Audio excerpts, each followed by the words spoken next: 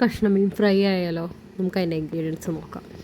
ചെറിയുള്ളി ഉണ്ടെങ്കിൽ ചെറിയുള്ളി എടുക്കാം. ഞാൻ ഒരു സബോളയും പിന്നെ കുറച്ച് വെളുത്തുള്ളി, കഷ്ണം ഇഞ്ചി, പിന്നെ അതിന് ശേഷം ഒരു അര സ്പൂണിനേക്കാൾ കുറവ് മഞ്ഞൾപ്പൊടി, പിന്നെ മുളക് പൊടി. ഞാൻ കാശ്മീരിയും സാദാ മുളകും മിക്സ് ചെയ്ത് കേട്ടോ ഇത്. അപ്പോൾ നമുക്ക് കളറും കിട്ടും, എരിവും കിട്ടും.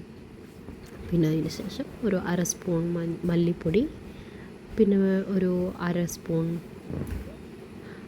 പെരിഞ്ജീരകം, പിന്നെ ഉപ്പ് ആവശ്യത്തിന്, പിന്നെ കറിവേപ്പില.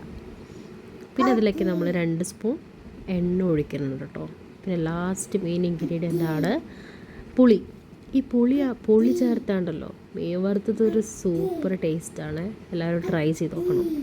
പിന്നെ അത് നമ്മൾ നന്നായി അരച്ച് പേസ്റ്റ് പോലെ ആക്കുക. പിന്നെ അത് നന്നായിട്ട് മീനിലേക്ക് പുരട്ടുക.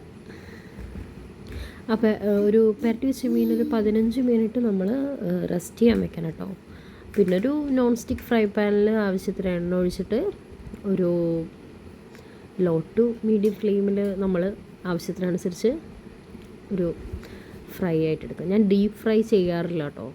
ചെറുതായി ഒരു തവ പോലെയാണ് ഫ്രൈ ചെയ്യാറ്. തവ ചെയ്യുമ്പോഴാണ് നമുക്ക് ആ മീനിൻ്റെ എക്സാക്റ്റ് ടേസ്റ്റ് കിട്ടുക. അപ്പോൾ എല്ലാവരും ഒന്ന് ട്രൈ ചെയ്ത് നോക്കും കേട്ടോ. നല്ല മോര് കറിയൊക്കെ ഉണ്ടെങ്കിൽ മീൻ കറി ഇട്ട് കഴിക്കാൻ അടിപൊളിയാട്ടോ. എല്ലാവരും ട്രൈ ചെയ്യണേ. Okay, thank you.